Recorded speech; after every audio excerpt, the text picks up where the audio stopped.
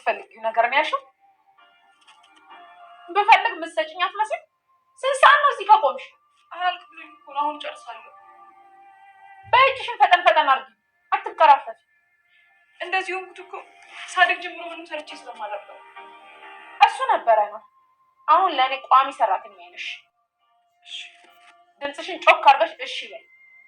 እሺ ቆይ እንደው እኔ የምለውን እየተከተልሽ በይ። እኔ መና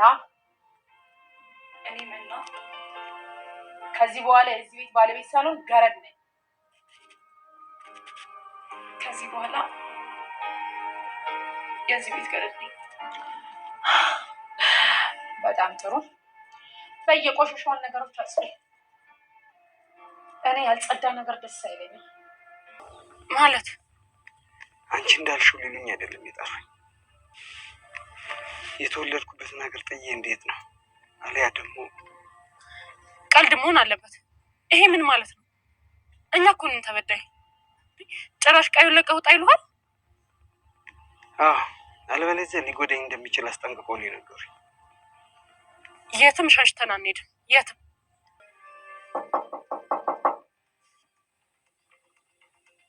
ማን ነው? መቼም አትረሽም አይደለ? እኔና ያቺ ገረድ ነበር ልሽ ድረስ እንጂ ሲዘኝ መጣ ነበር ነው። እኔ ማድረግ ለአባቴ ስል ነው።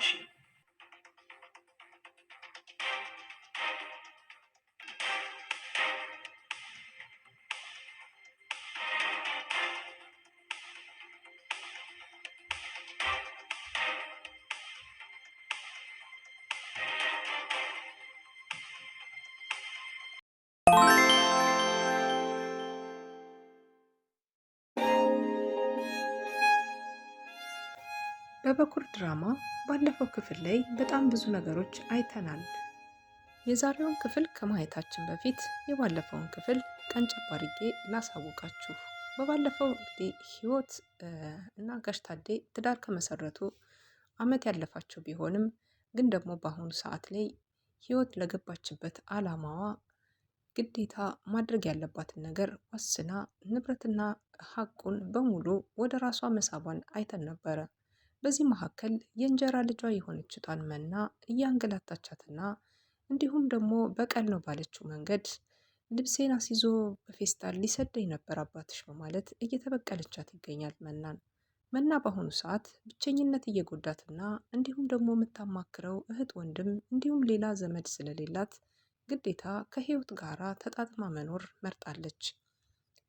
ፈሪሃን ወደ ገጠር ከሄደች በኋላ ከአጎቷ ጋር መኖር ጀምራለች። በዚህ አጋጣሚ ላይ ፈሪሃን አንድ ቀን ማታ ያያት ሰው ነበረና እሱም ባለትዳርና የልጆች አባት የሆነ ሰው ለእኔ ካልዳርክልኝ ብሎ አጎቷን አስጨንቆታል። በዚህ መካከል ነበር ፈሪሃ ለሱ ምን ማለት እንደሆነች ያላወቀው ጓደኛው በአጎቷ የተደብደባ የደረሰበት። አጎቷ ከደበደበው በኋላ አጎቷም ደግሞ የመደብደብ አደጋ ደርሶባቸዋል ማለት ነው። ይህን ተከትሎ አሁን ላይ ሀሮን ከፈሪሃ ጋር ከቆየ ሰንበትበት ብሏል። በአሁኑ ሰዓት ላይ እናቱ ህይወት እንግዲህ ልጇ ወደ ቤት እንዲመለስ በአስቸኳይ እፈልግሃለሁ ስትለው እሱም ደግሞ እንግዳ ይዤን የምመጣው እናቴ ብሏታል ማለት ነው። ምን አይነት እንግዳ እንደሆነ ይዞ ወደ ቤት እንደሚመጣ አላወቀችም። በዚህ መካከል ላይ እነ ፈሪሃም በዚህ ሀሳብ አለመስማማታቸውን አይተን ነበረ። በዛሬው ክፍል ደግሞ በጣም ብዙ ነገሮች ተከናውነዋል። አሁን ላይ ፈሪሃ በሌለችበት ሰዓት ላይ ፈሪሃ ሰራተኛቸው ብትሆንም አሁን መና ለቤቱ ሰራተኛ እንድትሆን ተፈርዶባታል። ህይወት በጣም ክፉና መጥፎ ሴት ሆናለች። አሁን ላይ እያንዳንዱ ነገር ጋሽ ታዴ ባይኖርም በልጃቸው በመና ላይ የምትጫወተው ጨዋታ እጅግ በጣም በሚያሳዝን ሁኔታ ከባድ አድርጎባታል። መና በጣም ህልኳን፣ ትዕግስቷን፣ ሁሉን ነገር ዋጥ እያደረገች ከህይወት ጋራ ያለውን የህይወት ፈተና መጋፈጥ ከጀመረች ሰንበትበት ብላለች። ህይወት በአሁኑ ሰዓት ከባድ ትዕይንቶችን እያሳየቻት ብትሆንም ግን ደግሞ መና ይህንን ነገር ለአባቴ ስል መሸከም አያቅተኝም በማለት በትዕግስት ነገሮችን እያለፈች ትገኛለች።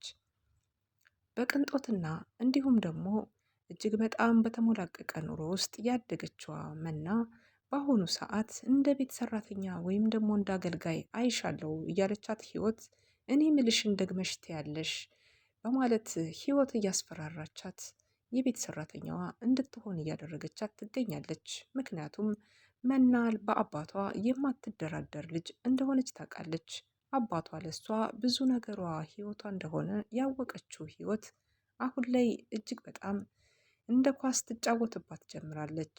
ይሄ የአባትሽ ቤት ሳይሆን የአንቺ ቤት ሳይሆን ይሄ የኔ ቤት ነው፣ አንቺ ለዚህ ቤት ገረድ ነሽ፣ እምነሽ ተቀበይ በማለት አዋምኜ ተቀብያለሁ፣ ጮክ ብለሽ በይልኝ፣ እኔ ለዚህ ቤት ገረድ ነኝ፣ የቤት ባለቤት ሳልሆን ብለሽ በይልኝ ብላት፣ እሷም እየመረራትም ቢሆን ይህን ነገር ከመናገር ወደ ኋላ አላለችም። መና ከዚህ በኋላ ከህይወት ጋር እንዴት ሆና ልትቀጥል ትችላለች? ህይወት ትናንትና ያለፈችበት መንገድ ብዙ ቢሆንም ግን ደግሞ ዛሬ ላይ እነመና ቤት ከመጣች ጊዜ ጀምሮ ለአባቷ ሚስት መሆንና ለመናም እናት ልትሆን ቃል በገባችበት ቅስፈት መልካም ሴት ሆና ለመታየት ብዙ ነገሮችን ስታደርግ ነበረ። በዚህ መካከል ላይ እንግዲህ ህይወት አልበላት አልጠጣት ያለው ብቻዋን መብላትና መጠጣት ያማራትም ከሰዎች ጋር ተካፍሎ ከመብላት በፍቅር ከመኖር ይልቅ በጸብ መንገድ ሀብትና ንብረት አገባብሶ መውሰድ ለምዳለችና በደጅ ያላትን ፍቅረኛ ለማስደሰት ብዙ ነገሮች ትለፋለች፣ ትደክማለች። አሁን ላይ የገዛ የቤቱን ባለቤት ወይም ደግሞ የአሁኑን ባሏን የመናን አባትን አሳግታለች። ካለበት ቦታ ድራሹ እንዲጠፋ ካስደረገች በኋላ መና ስልክ እንዳትደውልና እንዲሁም ደግሞ የትም ቦታ እንዳትገናኝ ስልኳን ቀምታታለች። በዚህ መካከል ውስጥ ሆና መና በጭንቀት ውስጥ ብትሆንም ግን ደግሞ በጣም ፈጣንና ታታሪ ነገሮችን በቅልጥፍና ማድረግ የምትችለው መና ዛሬ ላይ ስልኳን ሰርቃታለች። ስልኳን ሰርቃት ለሀሮን ድረስልኝ ወንድሜ ስትለው ነበረ። ሀሮን ከፈሪሃ ጋር መሆኑን አላወቀችም። ጓደኛው ቤት መሄዱን ብቻ ነው እንጂ የሚያውቁት አሁን ላይ ፈሪሃ ጋር መሆኑን ወይም ደግሞ እነ ፈሪሃን እንግዳ አድርጎ ይዟቸው ሊመለስ እንደሆነ አላወቁም። ለሀሮንም ደውላ እባክህ ድረስልኝ፣ በተሎ ድረስልኝ በማለት ያሰማችው የድረስልኝ ጥሪ በጣም አሰቃቂ ድምጾች ይሰሙባት ነበረ።